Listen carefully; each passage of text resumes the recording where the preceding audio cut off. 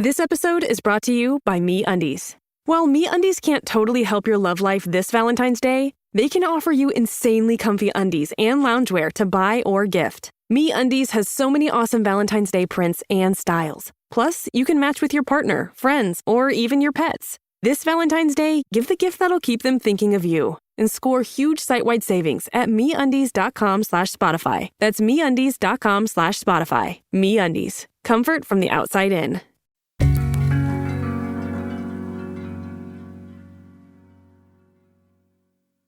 Dwayne and Charlene Blake are your quintessential married couple.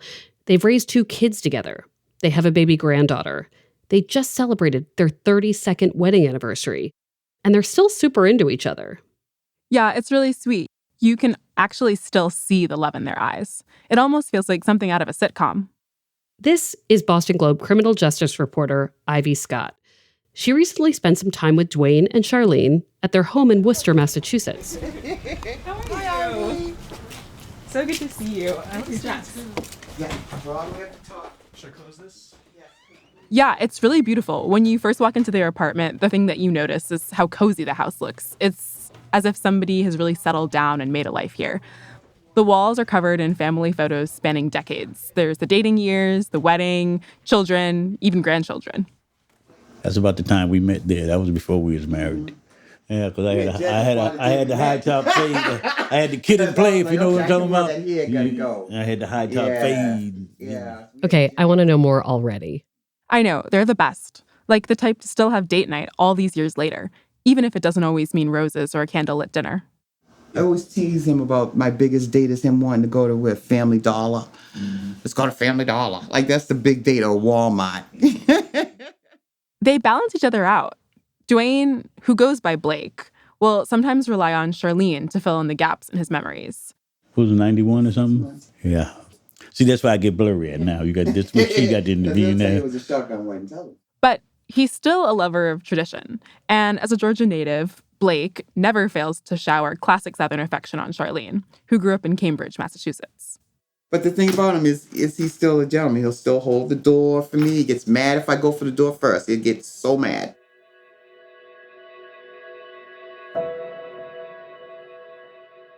For some of you listening, Charlene and Blake might sound like your parents, or your aunt and uncle, or your friends. And in many ways they are. But the path they took to get to this point is pretty unique. Ivy, can you explain? Sure. So while Charlene and Blake now live a very traditional life, Charlene met her now husband for the first time while he was in a Massachusetts state prison. He was serving a life sentence for second-degree murder. From the other side of the wall, Charlene dated him through prison, got engaged to him in prison, and married him in prison, waiting patiently for the day that he might come home.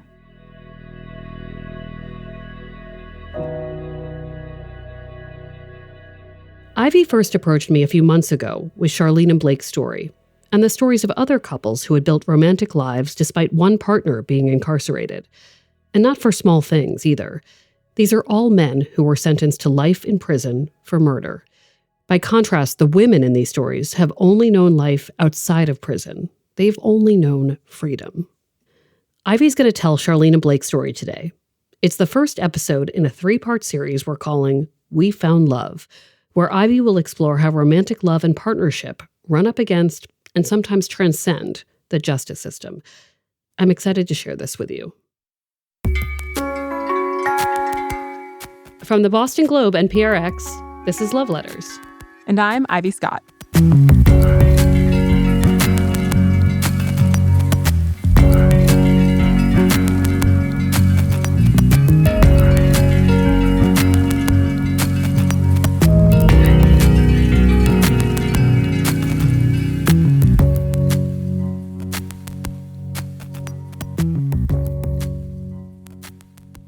Telling these stories, 3 couples, 3 types of relationships, felt essential as soon as I first heard them. One day, in the summer of 2022, a woman reached out to me to share some of the advocacy work her boyfriend had been doing. He would love to tell me more about it himself, she said, but he was in prison and wanted to know if I could email him to talk more about criminal justice reform. I said, sure, curious to hear about this man's experience. And I'll confess, I stereotyped them. My best guess was that the pair shared a child together, or at least that they'd met well before he went to jail. But I honestly didn't think much about it until, over the phone, the woman mentioned that her boyfriend had been in prison for years before they met.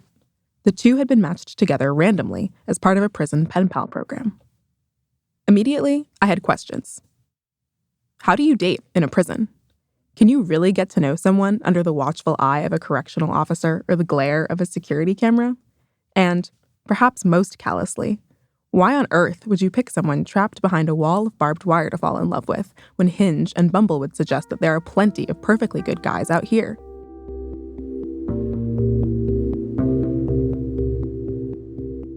For months, many of my questions went unanswered because the couple broke up not long after we met. But then, one morning in March of 2023, I met Charlene at a prison education event. She shared only a piece of her story, but the flood of questions came rushing back. We swapped business cards and met for coffee. There were plenty of things I already knew about prisons, things that could perhaps offer clues as to what kind of love is even possible there. I knew incarceration separated families, that children whose parents were incarcerated are statistically 5 to 6 times more likely to end up in prison themselves. I knew prison was sometimes necessary for certain scary people, serial killers or child molesters. I knew oftentimes it was not so necessary, and I knew that sometimes mistakes were made or evidence was ignored and the wrong person ended up in jail. I knew that many of the men I met, who were currently or had once been in prison, were not at all the monsters they were made out to be. But the world's most eligible bachelors? I wasn't sure about that either. Charlene and Blake are, in a way, the perfect couple to tell this story, because they've been through every high and low, to hell and back, and survived. So we begin with their story and work backwards.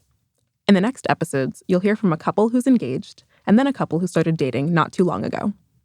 As we go on, the stories will get a little messier, a little closer to the raw uncertainty and unflagging hope that mark the most tumultuous parts of life. Charlene and Blake are no strangers to uncertainty themselves, and I believe their story can teach us all something about loving through thick and thin, through the very good times and the very, very bad. So let's go back to the beginning and see what this couple has to show us about what it takes to find love in a hopeless place. Like many great love stories, Charlene and Blake's begins with a setup. It was her girlfriend, and her girlfriend was coming to see my roomie. I had this other girl coming to visit me, and her girlfriend was like, I hate to see you brothers always with these white girls. I got a nice Nubian sister you need to meet, you know. And I thought you were just joking. I was going to bring her up. I like to meet her. The year is 1991. Charlene's best friend approaches her and says, I have this guy I want you to meet. He's nice. He likes basketball too. I think you guys would really hit it off. Her friend shows Charlene a photo, one where Blake is sporting that high-top fade they still joke about. Charlene looks past the hair and the fact that he's in prison and agrees to go meet him. But why even entertain the idea? She's definitely skeptical, but she trusts her friend, even with an idea as crazy as this one. And for reasons we'll learn more about later, it feels important to keep an open mind. At the time, Blake is 31, Charlene is 27.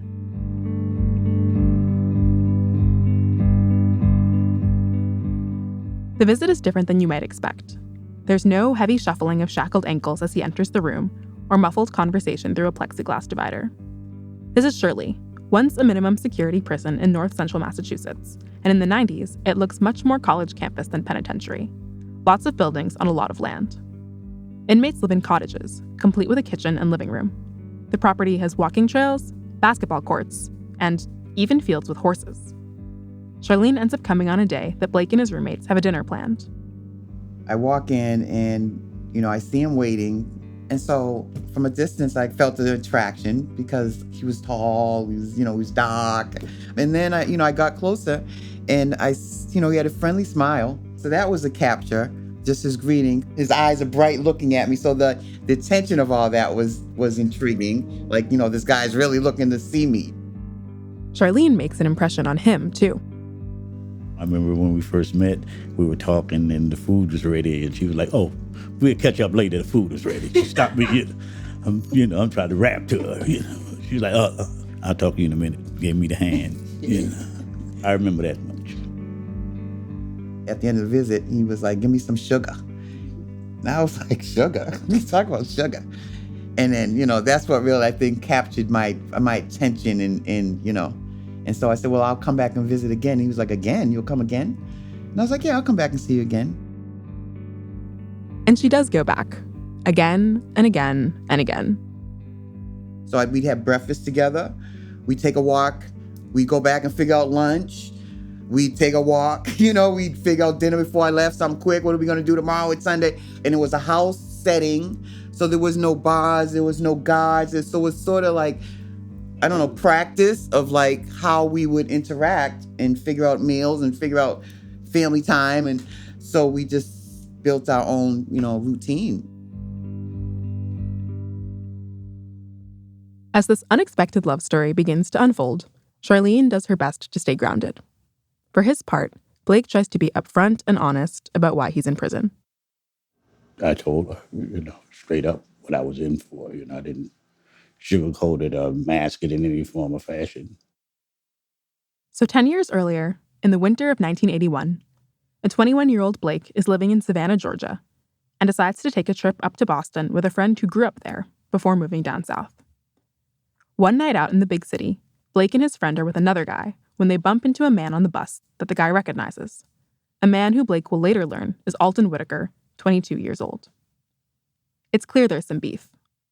According to Blake, Whitaker tried to jump the guys the week prior, on a night when Blake had decided to stay in.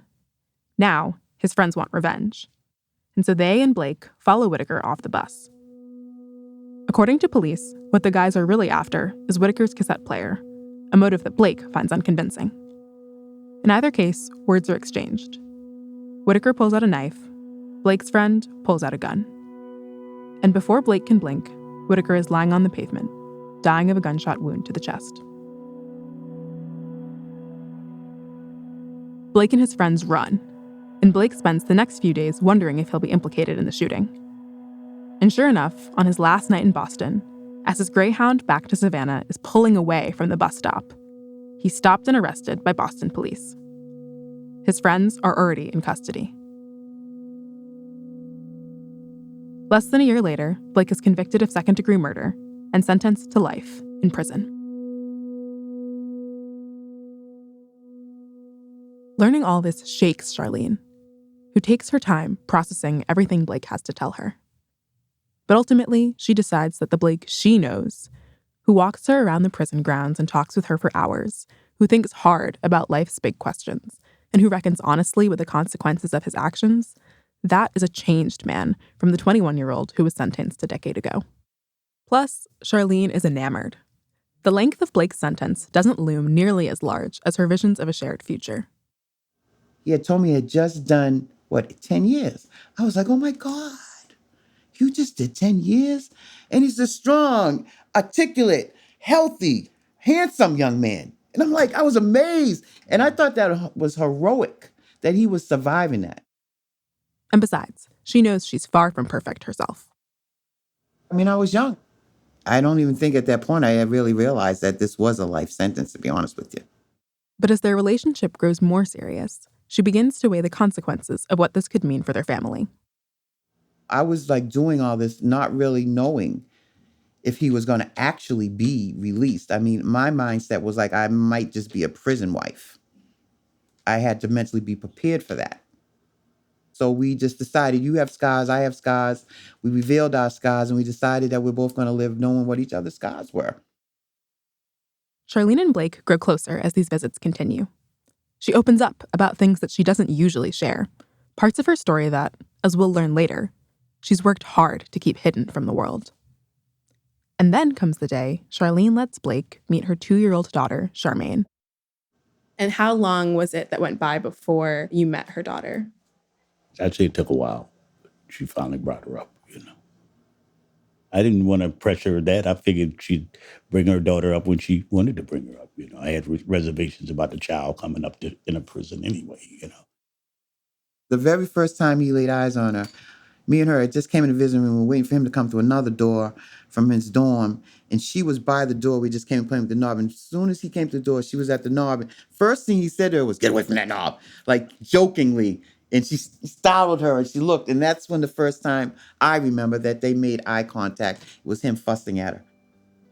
He was the first experience I had of a man really being father to my daughter, even in that small setting, even in those small segments of time.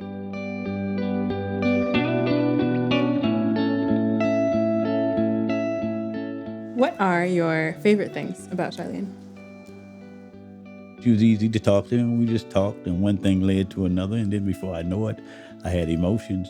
Then when I met her daughter, and I know she was a single mother, I probably wouldn't have married her if she didn't have a daughter. I don't know. I think her daughter just needing a father and me needing a daughter, that just helped me love them all, the package.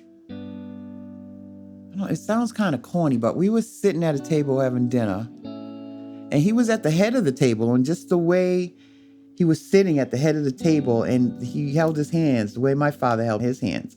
And that was, I don't know, in that moment, I saw him as like the head of my table, like as my husband.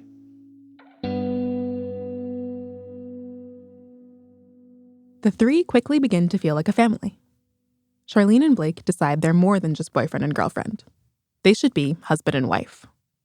But while Charlene is convinced that Blake is the one for her family still has reservations. Didn't look pretty in the beginning. When you go home, you tell someone you're marrying a guy that's got a life sentence. You must be out of your mind, right? You must be. You gotta be, right? Everyone knew the situation. Everyone didn't agree with it. But we just bonded and we decided that that's what worked for us. And we just stood together and just decided that this is what it is. And this is what we're going to do. Cue the family interrogation. Enter Charlene's sister. I mean, I wasn't intimidated or scared enough, but when you come seeing somebody that's coming to see you, incarcerated, she's a school teacher. How dare he, my niece might be in danger with this man. But it's all good. It was an experience, You expect that, so you just look at the human side of it and carry on. But ultimately, Charlene's family is able to see what she sees in Blake. And so, with their blessing, she goes into serious wedding planning mode.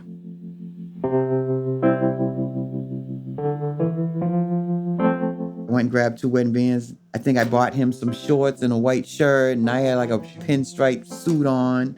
So I picked out the outfits, and I gathered my girlfriends, and we came up with a menu, and we cooked pans and pots of Southern food like fried chicken wingettes and macaroni cheese, potato salad, collard greens, sweet potatoes, cornbread, everything. We just laid it out in big pans and caravanned it up to the prison.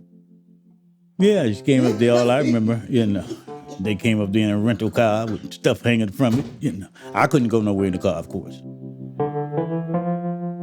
We got married in the church up there, In the chapel. In the chapel, so nice, And what Charlene do during the chapel? She cried out, "I want my mommy." Get out my mommy. Yeah. We're exchanging vows. She runs up, "Get out my mommy." So she cried, but it was beautiful. As it could be in the situation. And we just had the reception and enjoyed our time together. And then at 6 o'clock, you said goodbye and I said goodbye. You got in your car and left. And I went upstairs to my bunk beds.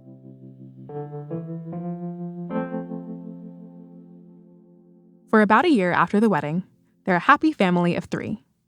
Charlene and Charmaine visit weekly. They settle into a rhythm, grow their foundation. And then one day, rather unexpectedly, they learn that their trio is becoming a quartet. Charlene is pregnant. I mean, things happen, but, I didn't expect it to happen while I was still incarcerated. But it happened, and I just had to trust God. She took care of her first daughter, that she'd take care of him, too. So you're probably wondering how all this happened. Well, I was too. That was one of the questions they asked him on the parole hearing about how that all happened. I was like, really? Are you going to ask me that question? How did it happen? Tell him what you told him. The 2 eggs meet, and I started explaining like that. That's what he told him. Swim toward the uterus.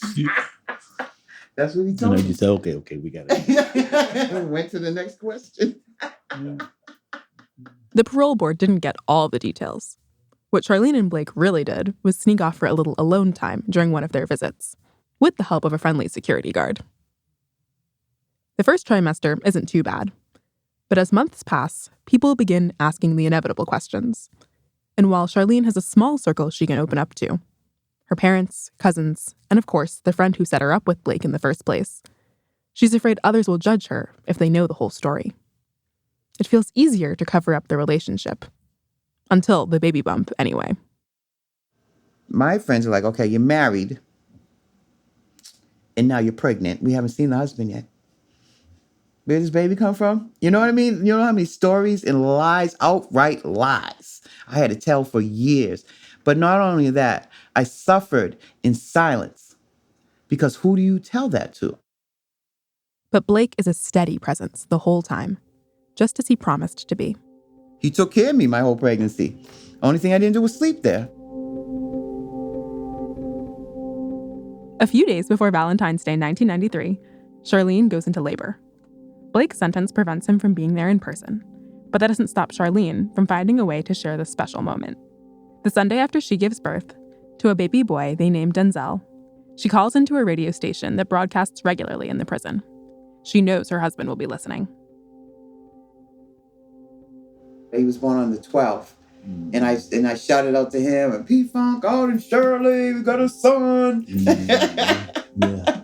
And he heard it, so that's how he knew.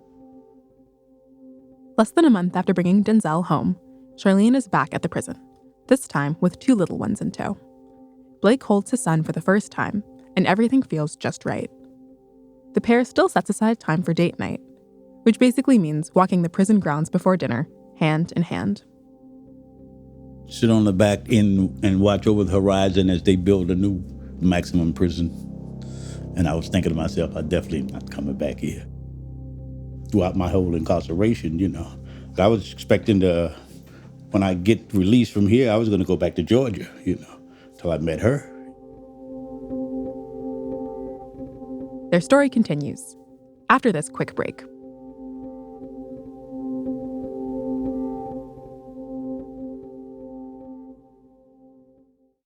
Here at Life Kit, NPR's self-help podcast, we love the idea of helping you make meaningful lifestyle changes.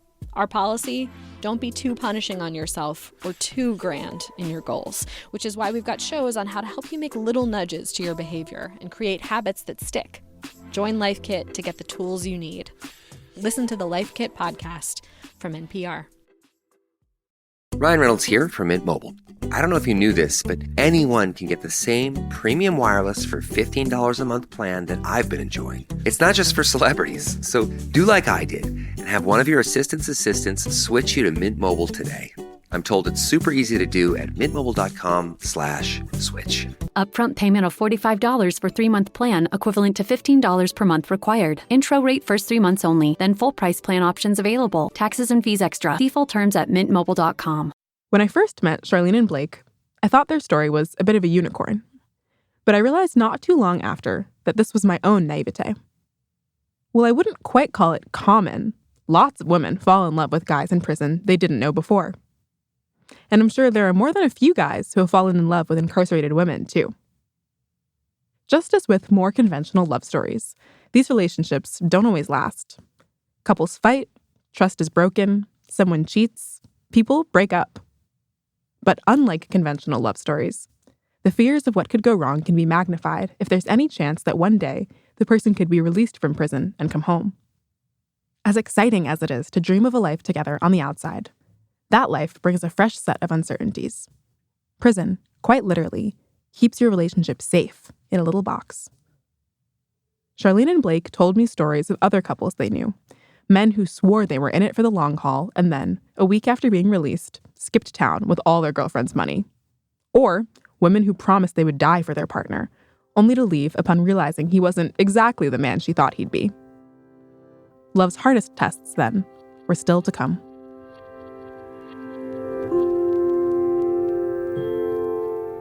Before we turn to the next chapter of our story, I want to take a step back and tell you some more about our main characters. We've learned a lot about Blake, the boyfriend, the convict, the husband. And about Charlene, the girlfriend, the fiancée, the mother. But who is Blake, the man? And Charlene, the woman? If you haven't guessed it yet, Blake is a pretty easygoing guy. An old-school Southern gentleman content with life's simple pleasures. A drink after work, a hug from his kids. He never really had any big plans for his future when he was young. Always figured he'd find a job that paid decent money, somewhere not too far from his folks, and eventually settle down. By comparison, Charlene was a firecracker. She grew up tall and strong in New England, first a high school basketball star on a legendary team that won multiple state championships, and later, a high school coach in Cambridge. At 26, she had a daughter with a man she doesn't talk much about, but who she describes as the opposite of Blake. She was doing administrative work full-time at a local university while raising her daughter and coaching when she met Blake. But for years, Charlene has been shouldering a secret. She does her best to keep it from her coworkers and students, but she can never fully hide it from her family. This is the height of the 90s crack epidemic, and Charlene is addicted. I was like a closet drug addict, so I still had like a full schedule, full life. And then getting up there to see him, I'm juggling all this. Before she knew it, she realized she couldn't stop, even when she wanted to.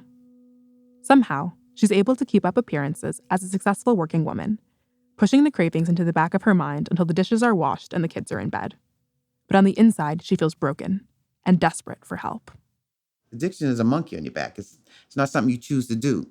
You're caught up in it. So I spent a lot of time with him. That's why I was there. Breakfast, lunch, and dinner.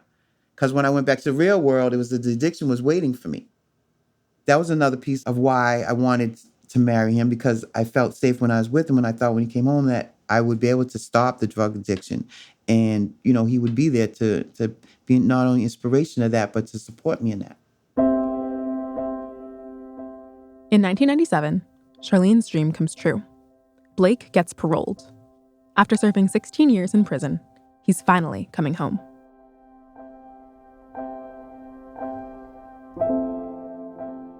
Like unbelievable. You know, I remember her coming to pick me up in the car with the kids in the car.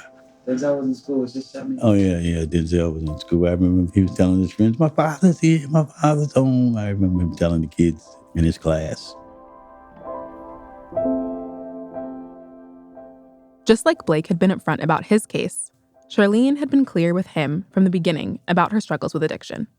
But no matter how much they talk, no matter how much time they spend together, it's impossible for Blake to know how bad things really are until he can see for himself. What Blake comes home to is worse than he expects. But looking back now, he almost glosses over some of the hardest parts. And then, of course, I was like worried, is she getting high? But I just had to, I can't worry about that, you know what I'm saying? Because I knew there's nothing I could do anyway, you know. I seen it firsthand. I seen what it did to, how it changed prison, how crack came along and changed the whole dynamics of prison to this day. But that's another story. But she seemed to have a hold on it. Charlene, on the other hand, spares no details and speaks candidly about how Blake pretty much forced her to get clean. Yeah, I threatened to leave. Right. You know, yeah, I did. That's why I got clean, so you might as well say, because that's what motivated me. Yeah, I was going to take the babies and just do one of them. Didn't have Amber Alerts then, so they probably wouldn't have found me. I was just going to make a mad dash with the two babies to my mother's, to Georgia. The threat ends up being exactly what Charlene needs. Blake, just like she'd always hoped, ends up being exactly who she needs. And then it hit me, and I called the NA hotline. And then it's just been Narcotic Anonymous saved my life. He supported me then. You know, I couldn't go to meetings all the time. I had to play tapes in the house. I had to get my medicine at home sometimes and play stuff that he didn't want to hear, the kids didn't want to hear. But I needed to hear it because this is what I was doing to stop using drugs. Rather than being torn apart, the two stay bound together, tied by the strength and grace they've shown one another again and again over the years.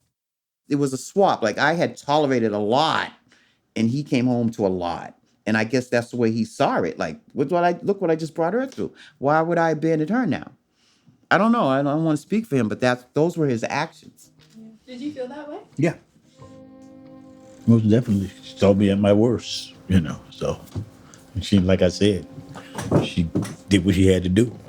She came through.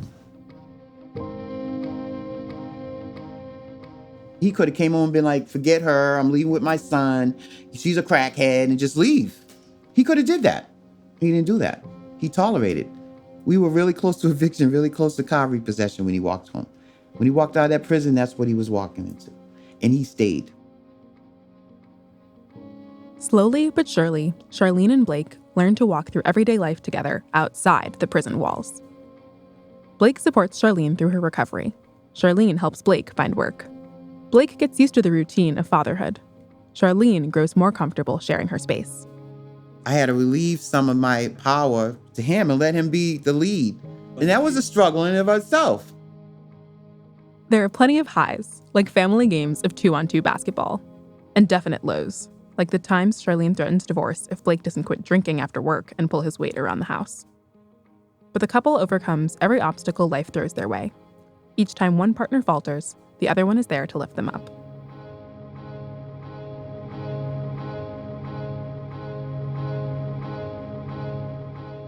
What makes Charlene and Blake's story different from the others you'll hear in this series is that, in a way, we already know the ending. Blake comes home, and the two have the chance to try and live a normal life together. But one thing I quickly realized as I heard their story is that, even post-release, prison continues to cast its shadow over Blake's life, creating new challenges for their relationship. From the day he first tasted freedom, Blake was determined not to squander it, not to make the same mistakes he had when he was 21. But adjusting to life on the outside for someone who's been in prison for years is anything but easy. There would be bumps in the road, stumbling blocks, and parole violations for little things, like having a beer, which the parole board can prohibit as a condition of an inmate's release. Over the years, he's grown accustomed to the do's and don'ts and hasn't had a parole violation in over a decade. But there are still traces of the system in their day-to-day, like a stain that won't come out no matter how many times you wash it. When's enough going to be enough? I mean, how long should I have to be on parole before they say, okay, you did something in your 20s, now you're in your 60s, and you're still on parole? It's always been like that, waiting for the other shoe to drop or, waiting for them to implement some new stipulation or threaten him with something. So that's the pressure we learned, I guess, to live under. We made some mistakes. We've fallen off track. But we've always come back, revamped, reevaluated, and just readjusted, and have never thrown in the towel. And the thing they're most proud of? The example they've set for their children. He always told my son, getting into trouble is easy, getting out of it's hard. That's always been his advice. How many African-American homes do you know that the father is a lifer, serving a natural life sentence? You got a mother that's coming out of drug addiction, and so here you are being raised in such a pressure, and you still, you have a father that stands his course, does what he's supposed to do, because from the beginning he said he wanted to take care of his family, raise his family, be there for his family. He's done everything that he's supposed to do for this family. And that is what the example he has left for his son, who's now 30, with no interactions with the Department of Justice. No drugs, no gang involvement, no nothing. We just decided that we were going to do what we felt was right, despite how other people felt or felt it. So, and we made the right choice, I think, right? Of course. I think.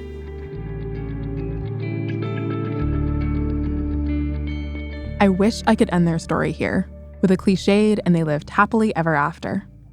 But the couple has recently found themselves in another fight. This one for Blake's life.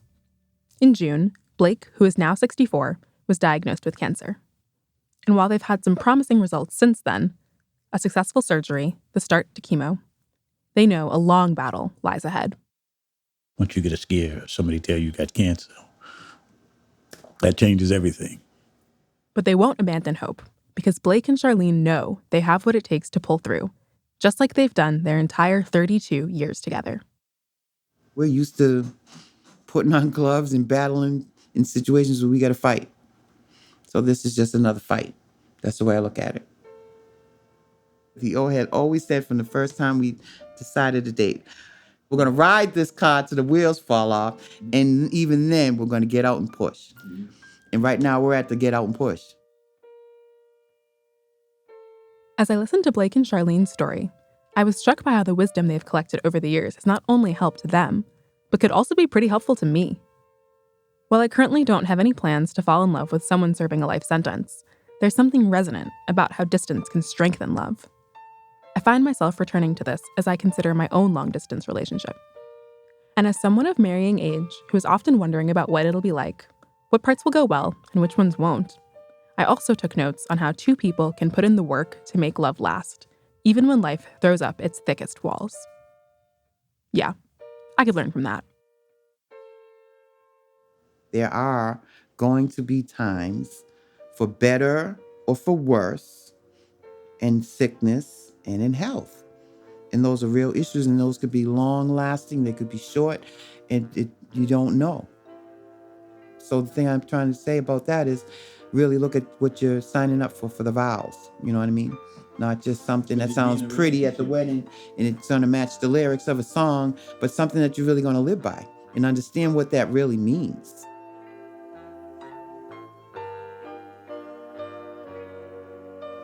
People ask me the question, okay, I have a wife and kids, but if I can go back and change the events of that night where I don't get incarcerated for 17 years of my life,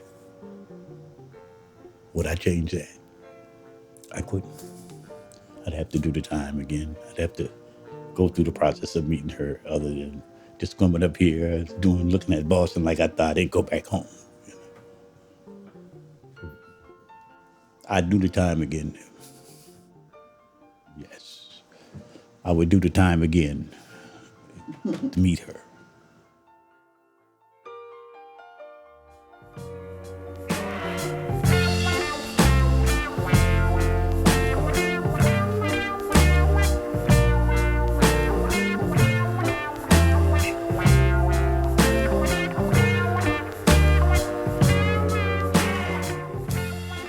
You might be wondering what other couples have had experiences like this, and what do experts say about having healthy relationships in and outside of prison? Over 2 more episodes coming out over the next 2 weeks, Love Letters will explore these questions. Join us for the next installment of this special series, We Found Love.